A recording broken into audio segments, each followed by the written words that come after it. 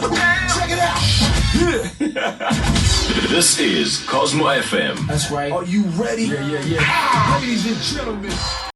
Good morning. If you've just tuned in, you are listening to The Breakfast Show with myself, Amina Williams, aka Miss Williams. In the background, I just played you Brand New Day by Lebu Matosa. And it's exactly 8:38, and I've been painting a golden picture for you, right? Trying to give you crumbs on who my next guest is. Before this, we had the week that was, breaking down what's happening in the world, in the country. We celebrated the cultural pioneer, which is Maria McClone. But I would like to assume and quite boldly say we're about to speak to a true pioneer of the African fashion industry, which is David Tlale. David, thank you so much for joining us and welcome to Cosmo FM. Good morning, Amina. How are you? I'm doing great, thank you. How are you? Good. Thank you for having me. No, thank you. So, as I said, we've been touching on a few things, the tension that's happening in our country, and just based on the idea of our differences, which in my opinion, should bring us together, right? So I want to touch on your idea and your latest project on I am Africa, not African, right? So if we could just pick your brain a little bit on how you think fashion and the responsibility that it has to not only touch on local issues, but global affairs, and how that concept kind of feeds into that. I think the first thing, so many people ask me why I'm African, not African. The first thing to understand is that before we became creators, doctors, lawyers, teachers, you name it, or radio personalities, we were already in Africa. And even before the colonization started, we were already in Africa. And by the time colonization happened, it's because the colonizer realized what Africa has to offer, realized the raw materials, the gold, the diamonds, everything that was stolen from us, whether even the artifacts, they are all made in Africa. So then everything that gets to be made out of Africa, that's what becomes African. So that's my pure understanding and also definition of this theme that I am Africa. Everything started and starts in Africa. And that's why that I say I am Africa. And beyond that, then I'm able to create everything that is African. Right. So we have to make sure we understand that, with the current tension that we have in the country, we need to wake up and pay attention and realize who we are as a nation, who we are as a continent. And the question is, why am I fighting my brother? Why am I fighting my sister?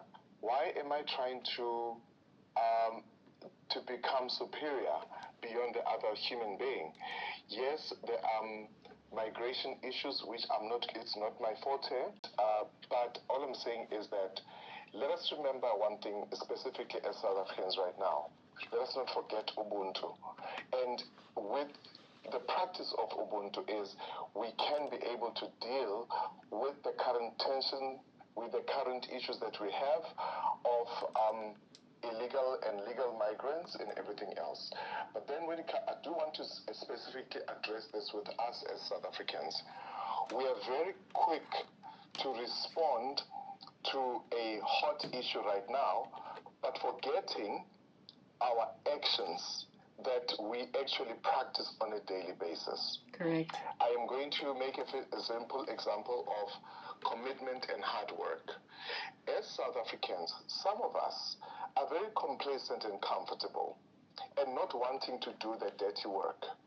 And then the outside people, they come in here, they are legal, they get their permits, they get their working permits and everything else, get jobs. Then they work 10 times harder than us. But because we as South Africans are so very complacent, very comfortable, and the biggest issue right now is that as South Africans, we are a democratic country. And we always think we are better than the rest of the continent. We need to change that notion. We need to change our mindset, because when we look at our African brothers and sisters that have come to the country lawfully and they're legal in the country, they work like nobody's business. Right. And then we complain that they are taking our jobs. But we as South Africans, we have this sense of entitlement of saying, no, this is my job, I can do it. But give the people the work. They don't want to work extra hours. They don't perform as supposed to be. So we need to, there's a lot of underlying issues. But also we need to make sure that we understand that, you know, all of us as South Africans, we have been given an opportunity to go to school. But what we look at is, instead of going to school, we resort to not going to school. We resort to not overachieving. We resort not to making sure that our children and our children's children, and also looking back, our ancestors, we just carry forth in how they did it. It all comes back to saying, let's look at what colonization did. It took us from our from you know, places of settlement to townships, and the first thing that was built was churches. And then from churches, the biggest thing that we have is what? It's taverns and it's places of groove. And we complain every week that we don't have money. But when you wake up every morning, or every weekend, or every Saturday morning, or Sunday morning, what are the places that are still running? It's the taverns. Right. And it's a place of the groove. And we spend so much money on alcohol and not building. And yet we complain that we don't have jobs. What if we took this money that we drink every night, Right. drink alcohol, and drugs and everything else, we take this money, combine it as communities, start building factories, start building things that are going to sustain our communities. So we don't think like that, but we are quick to say we're getting people out of the country, but look at the status. And also, we need to get to the core of the matter is, are these people legal or illegal migrants? And if they're illegal, how do we help them to go back to their countries, or even help them to become legal in our country? So we need to get back to that. That's the first thing. Secondly is that let's look at how our communities are actually structured right now, because it is proven. And there's a book I'm reading, and I'm listening to a lot of interviews, that we as Africans currently, we consume more than we produce. Oof. And now that's a big question. Right. What are we doing with the money that we actually earn on a daily basis? Do we make money to culture, or even foster a culture amongst young people that when you make money, the first thing that you do over the weekend is to go clubbing and go dancing and drink the money and pop champagnes and be seen being the light carrying bottle girl or boy in the club? And that's the status quo right now, because I'm not gonna stand here and become holier than thou, but this is the culture that we are fostering as South Africa and also as Africans, to say this is when you do this, you have made it. Right. But the only way we can say we have made it is that we change the status quo. Like I said, let us start building factories in our communities. Why is it that our parents had to wake up at 4 o'clock, at 5 a.m. to go to a factory to work, and it took them about 2 to 3 hours to commute? It does not make financial sense. So we need to come back and say, let's build factories that are going to do what? Manufacture our basic consumables. The first thing that we need is clothing. The second thing that we need is like food or clothing, whatever you think comes first for you. We need to make sure that we start manufacturing all those things in our townships, in our communities, and understand the power of the township economy. Because imagine if we as a family, our commute was like 5 minutes to work. How great would that be? Because it means we spend more time with our families, we spend more time with our children, and we get to work. We do what? We become productive. Lunch, it takes 5 minutes, you get home, you do your lunch, come back, and then you're productive again. But also what happens is that then the economy starts circulating within our communities. So it's very, very important that we do so. We got to realize our biggest consumption as human beings is that we wear clothes on a daily daily basis. Of Our course. children needs to wear school uniform going to school. Our doctors, our nurses, everybody, they wear what? Uniforms. We go to bed, we sleep with sheets, blankets, duvets, and whatever. What is that? It's all the big picture of what the clothing and textile industry. So we've got to understand that this fabric did not just wake up and become what it is. Right. What has happened is that before we have cotton, the plant. We gotta plant cotton, processes into yarn, into textiles, then it becomes whatever we want to make. So there's an entire value chain that we're not even tapping into. Now we look at our climate and also environment in South Africa or in Africa. We have such a beautiful climate. We have such beautiful resources. We look at our soil. It is so conducive to actually manufacture the basics. So coming back to your question, being African or being in Africa, it is the most important and so, I would say, groundbreaking positioning to be at right now or even in the past. We've got to realize that we are Africa. We have the resources, we have the land, we have the minerals, we have the skill, the know-how to do things and to manufacture. We need to have a mindset. We must have a reset in our minds to say, this is what we want to do, this is who we are, and this is where we are going as a continent. Sure. David, I feel as though you just laid the foundation, and I know you say it's not your forte, but it sounds like you could have a position as mayor or, any type of leadership, because literally that was the foundation of a strategy that I think gets us out of survival mode, right? I mean, it's just the foundation of how we get ourselves out of survival mode. You spoke about the false perception of success and us, wanting to be consumers than we are producers. But I don't think we move out of that. And if we are to speak about concepts and execution, I just wanted us to, get into your brain a little bit on how the location, the Gautrain, and how that became or played a part in your storytelling for your collection. Yeah. So, sure. So working with Gautrain, it's a concept that started many years ago. I think it was 3 years after Gautrain was up and running. We approached Gautrain to say we would like to do a showcase with you, and did not fly then. And then earlier this year, I was talking to Baba Gauganidiwe, who's like the voice of Joburg and or Travel Joburg or Tourism Johannesburg, and I was like, we need to do something that's gonna revitalize, reawakens the spirit of Joburg. It's like, okay, let's do something, and then, but I like, Baba, we need to go back to Gautrain. It's like, yeah, I remember we once pitched to that, and we went back. And the Gautrain team was absolutely excited about it. The appetite was there.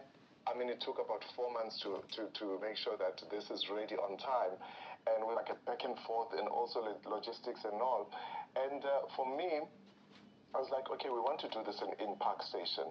But now, because we do know the issues that we have currently in the city and people's mentality about what Park Station is about and safety and all, but I was like, let's, instead of amplifying, the negative messaging, let's look at the positive side of it. Right. Now, because we are in the city of Joburg, number one, it is a city of dreams, of inspiration or aspiration, and it's a city of gold.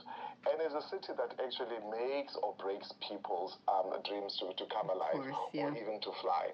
So we looked at the departure point. Everybody, our brothers, our uncles, our sisters, our friends, lovers, and everybody, when they came to Johannesburg, the first point of arrival was Park Station, which then we called it Baki. And whether you came with a train or with a bus or a taxi, everybody met at Park Station. And also, people in the communities surrounding Joburg and whatever, we do know that Prasa has just recently, launched new trains and everything else. Park Station was the place, a melting pot of all the trains. And then you connect with a taxi or bus or whatever. So the first thing was to bring back how we got to Joburg and how people actually started making it in Joburg to do what? To work in the city of gold. Now, the beautiful story is that we started in Sandton City, which is one of the biggest in the world. Right. Gautrain, Sandton City, it's 13 feet under, like normal, any underground. So this is like already history in its own, but also making sure that, you know, with the choice of Gautrain station was that we are connecting a few dots, but also revitalizing tourism into South Africa, Johannesburg specifically, and Gauteng, and making sure that we become that hope or the beacon of travel in the world. Because yes, thank God, we travel extensively, and we find a lot of people coming to South Africa, and they arrive at OR Tambo. They're like, oh my goodness, you guys, is this Africa? This is like proper. This is perfect. And we have to start advocating for our mode of transport that is working and that is clean and that is sustainable as well. So we gotta make sure that we promote that. And also, as a self-appointed ambassador of Joburg or Gauteng or even South Africa in terms of fashion and tourism, I feel like it is very important that we do showcase the beauty that we have, maintain it, but also elevate it to the level of saying we have two brands that are coming together. Number one, three actually, it's Gauteng and Joburg tourism. We look at Gautrain, which is an aspirational mode of transport, and then we have David Tlale, the brand, which is an aspirational luxury brand made in South Africa by South Africans and Africans. We have to make sure that we advocate for such, and also make sure that people actually do know what we have as a country. The beautiful part about Gautrain station or that showcase that we had, there were people from professional, medium class, and super high-end people, right? That it was their very, very first time to commute in a Gautrain from Sandton City to Park Station and back to Sandton. They were like, we were never ready. We never experienced a train in this manner. So now we are looking forward to what? To using and commuting with Gautrain. The beautiful part is that now there's a new model. Because there's been a challenge around Gautrain stations and with the Uber drivers and meter taxis, but now Gautrain is now launching a new car that is connected to Gautrain, and that you can, from Gautrain, instead of using a bus, you can take a private car to get to your destination to promote safety within commuting in the city of Joburg or in Gauteng at large. Sure. I mean, I don't know if that's public knowledge, but we're certainly hearing that for the first time, and that would be incredible. Speaking about international barriers, I wanted to ask you if you see luxury and sustainable fashion and perhaps even fast fashion coexisting in future markets, or do you think, I know you spoke about maintenance, but how does that picture kind of look like? That picture is very, it sounds like it's too far-fetched or it's too difficult, but like I said in the opening statement, that we've got to start changing our minds. There must be a huge paradigm shift in terms of being bigger consumers than manufacturers. First of all, yes, we can do all these other technological things of sustainability and everything else, but the first thing to sustain is jobs. When you have jobs and people are working, number one, you have overcome the unemployment syndrome. You are overcoming poverty. You are also overcoming crime. Because why? People work with their hands. Yes, we have people that are becoming professionals. They graduate from different things, but we need to preserve the skill of manufacturing, the skill of farming, the skill of processing raw materials into finished products. That's the first thing to do. And then we can say we are capable as a country, as a continent, to compete globally. Because why? We are a manufacturing country. Because many years ago, South Africa was one of the big manufacturing countries before there's influx of cheap clothing coming into the country, and people are like, oh, yesterday it was very interesting. I mean, I did a interview with Umhlobo Wenene on Thursday, and people are like, yeah, David, we hear you about this cheap online thing, but how do I compare a T-shirt for 80 rand and a T-shirt for 800 rands? I'm like, that's where sustainability comes in, because yes, you may buy the T-shirt for 80 rands today, but you only wear it once. Before you know it, you've bought 10. That means you've already spent 800 rand, and then that 800 rand you could have just kept it within the country to say, let me support a young designer, let me support an emerging talent to buy the T-shirt for 800 rand, because that 800 rand does not only support that designer, but it supports the designer's family and the close people around him or her, to say, feed your family, let your child go to school, let your daughter or your cousin or whoever go to university and become a better person.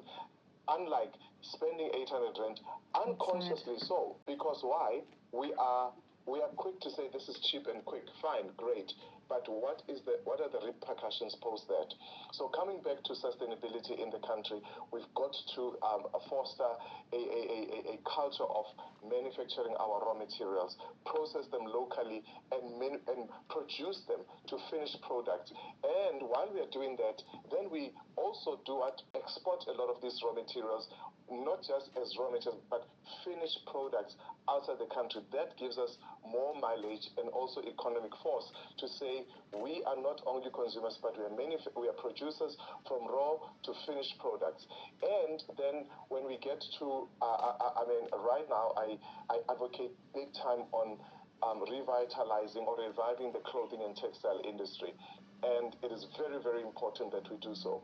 As a country right now, or even as a continent, we have a huge problem with youth unemployment. And when people are unemployed, they become, restless. idle. Yeah. And then an idling mind then decides to do all the things that are not, I would say, be productive or even will end up well.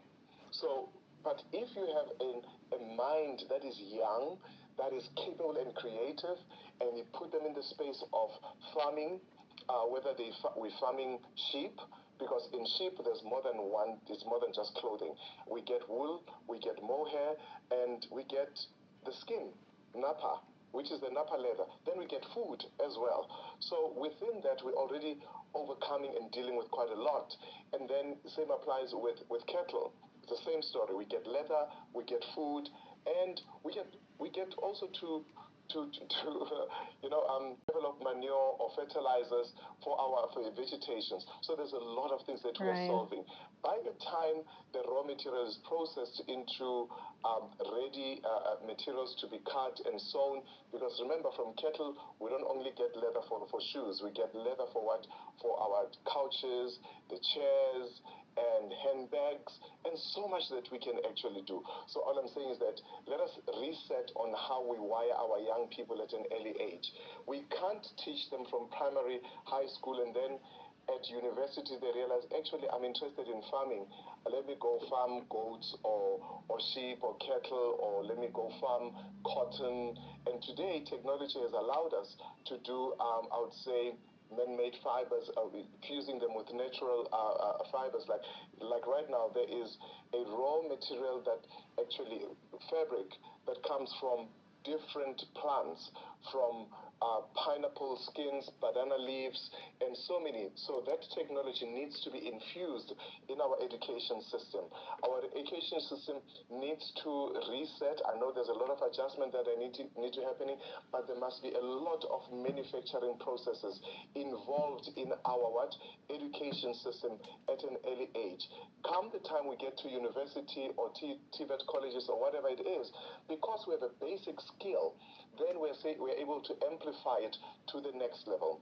So we teach people from farming, we teach people into garment construction and pattern making, and then we are able to compete globally because we have the resources, we have the land, we have the minerals in this country. That's the first thing to actually focus on in terms of sustainability. Then everything else does what? It falls into play. Because why?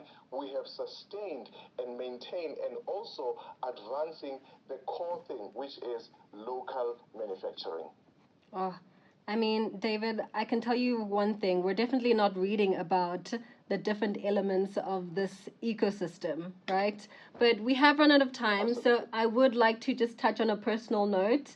And this can be a double question answer per se. But what is something that you've had to unlearn in your own personal journey about fashion?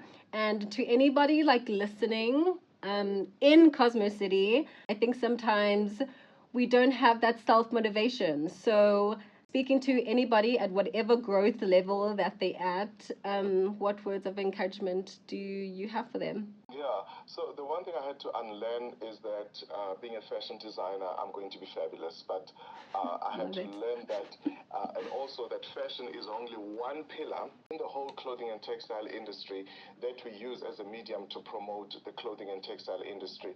The one thing which is what I'm honing on right now is that the clothing and textile industry is an entire value chain from from agriculture, textiles, then fashion comes in, then there is an entire whole thing of wholesale and retail, there's also packaging, there's PR and marketing, there's distribution. There is so much that we need to unpack about the clothing and textile industry as a value chain. And for a young listener who's out there and who wants to become part of this value chain, first thing is that educate yourself, go to school, go to learn, be curious, be hungry, and also work hard, because there's one thing that I've seen. Nobody has ever died because of hard work. And because you are working hard, you are actually sharpening your skills and everything else. Nobody will ever take a skill from you, and never get into this industry to compete. Yes, competition is great, but get into this industry to have an impact, to change the game, to create employment, and make sure that you become the change that you want to see or be, as per our late President Nelson Mandela to say, it is all in our hands as a nation. And just like that, David, thank you for your time. I wouldn't be my parents' children if I didn't tell you that I am 161 centimeters. But after what you just said, I will, yes, it is a dream of mine to work for you. And I will stay curious on that and pester you until it happens. Thank you, Amina. Thank you for having me. It was a beautiful chat today. Thank you. Thank you so much. Enjoy the rest of your day. Stay blessed. Thank you. Bye. Same to you.